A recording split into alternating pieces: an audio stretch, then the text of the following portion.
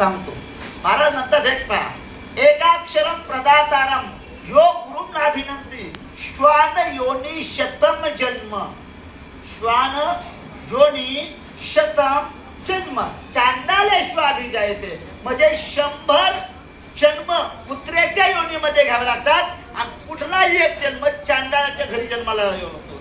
म्हणजे जो तुम्हाला कुत्रा दिसला तो कुत्रा त्याने मागच्या पूर्व अवतारामध्ये गुरूंचा केलेला अपमान आहे, अवमान केलेला आहे, विटंबना केलेली आहे. त्याचा परिणाम तो कुत्र्याच्या योनीमध्ये गेला.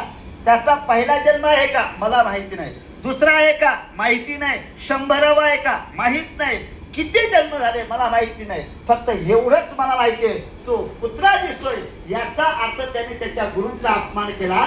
मग त्याचा जन्म कितवा माहिती नाही, पण 100 जन्म पूर्ण झाल्यावर कुठला जन्म चांडाळाच्या घरी घ्यावा लागतो. ज्या त्या चांडाळ दिसतो याचा अर्थ त्याने मागचे 100 जन्म कुत्र्याचे योनी घेतले आणि हा 100चा पुढला जन्म हा चांडाळाच्या घरी घेतला. याचे एकमेव कारण काय असेल तर त्यांनी त्याच्या गुरूंचा केलेला अपमान. म्हणून महाराज म्हणतात लक्षात ठेवा काय, एक अक्षरम प्रदातारम यो गुरुं नाभिनंती श्वान योनी शतम जन्म चांडालेश्वाभिजायते. म्हणून जीवनामध्ये आपण आपल्या गुरूंचा अपमान कधी करायचा नाहीच. काय करता आलं तर 2 हात आणि तिसरं मस्तक टिकून त्यांच्या चरणावरती नमस्कार करावा, परंतु त्यांच्याबद्दल एक अपशब्द सुद्धा बोलू नाही. आता आम्हाला कळलं